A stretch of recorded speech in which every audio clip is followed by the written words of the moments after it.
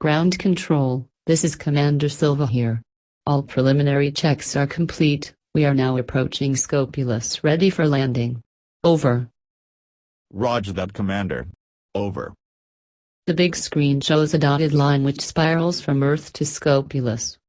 A miniature image of the rocket is situated on the line, moving forward occasionally. Various equations and numbers flash onto the screen periodically. The asteroid is huge in length. It is a dark gray, with red swirls running through it. Streaks of ice cover the surface, giving the asteroid a glistening quality. There are dozens of craters varying in size. The spacecraft slowly circles its Scopulus as it progressively descends. The size of Scopulus is intimidating in comparison to the size of the spacecraft. The spacecraft begins to shake and vibrate as they begin landing. Everyone holds on tight to their seat straps. 50 meters and descending, 35, 20, 10 and slowing. 5, 3, 2, 1 meter and slowing. The spacecraft slowly descends onto the surface of the asteroid. The landing struts unfold. Bright beams of light from beneath the ship illuminate the glittering ice and red swirling patterns in the rock.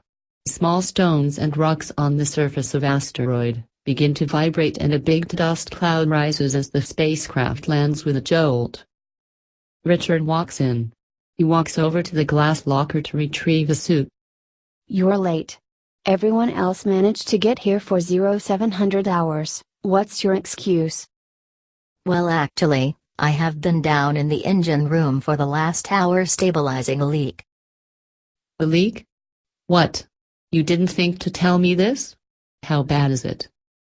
I didn't think it was necessary to concern you. Something came loose during the impact of the landing, but it's stable for now. Well, for now isn't good enough. You'll stay behind and fix it.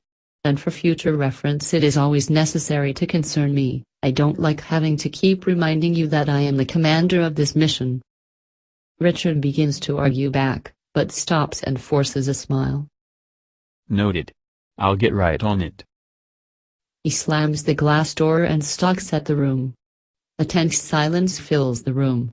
Ben and Susan exchange a worried glance. Carolyn, seemingly unaffected by the exchange, consults her computer one last time. Ben and Susan slowly finish putting the suits on. Susan reaches for her helmet. Oh hey, let me help you with that. Ben takes the helmet and secures it over her head. Susan smiles. Michael grins wildly at Adrian, still talking very fast. See.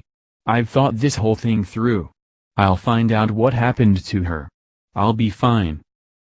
Okay, Michael, I'm sure you will. But will you promise me you'll go to the police if you don't find her in 3 days? Please. Sure, yeah, whatever. I promise. Okay, Michael, thank you. It's gonna be fine, Adrian. I can do this.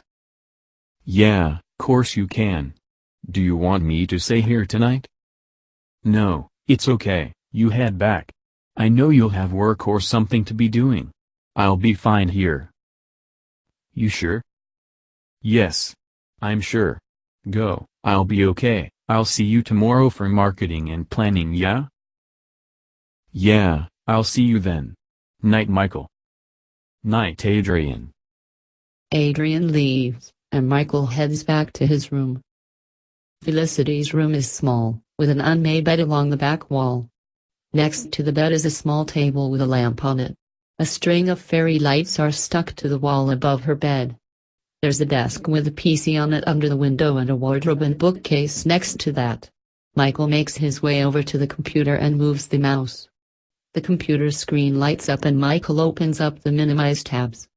He opens up an online blogging website and sees that Felicity has been keeping an online journal for several years. He opens up the most recent entry, made a few days before Michael met her. I saw Simon again today. He was with Jody. I know technically I ended things with him, but I hate seeing him with her. Did I do the right thing? I'm not so sure anymore. I don't know if I'll be able to stick around here much longer. I need to get out. Go somewhere I can breathe. I can't breathe here. I feel like I'm suffocating and no one even notices. I can't tell if I'm that good at putting up a front, or if they just don't care. I want to, need to get back to Summerfield Cottage. It's the only place I think I've ever been happy. I know I'll be okay there, away from everyone. No more pretending, I'll be able to be myself. Finally. Good night, guys, Jennifer writes. Michael stands back, a look of shock on his face. He makes a note of the blog address and shuts down the computer. He makes his way over to her bookshelf and scans over the books. Then, over to her bedside table.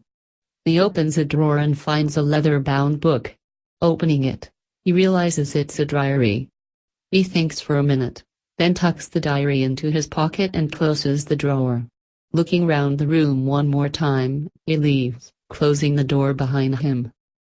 It's completely dark outside, the only light is coming from the windows of the house that's down a short driveway. Gravel crunches underfoot as an unseen person, from their pub, walks down the drive. A black-gloved hand comes into view and opens the side gate. The person, still unseen on screen, makes their way into the garden. The garden is large, and fenced, with a flower bed running down one side. In the middle of the garden is a rabbit hutch. The paw of the person makes their way over to the hutch. The black-gloved hand reaches out and opens the door. A white rabbit is sitting inside. Eric is making his way from the kitchen down the hall. He has a piece of toast in his mouth. He grabs his blazer off a coat hook on the wall and puts it on. He glances in the mirror, and runs a hand through his hair. Bye, Mom. Bye, Eric. Eric opens his front door and steps outside. Eric turns and slams the door behind him, before screaming and staggering backwards.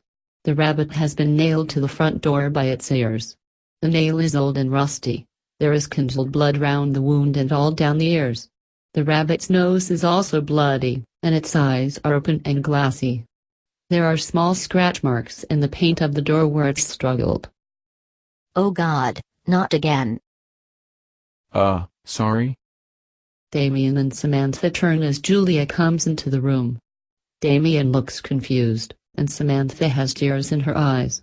She walks over to Julia and hugs her. Baby, why didn't you tell me? Mom? What are you talking about? Why are you home?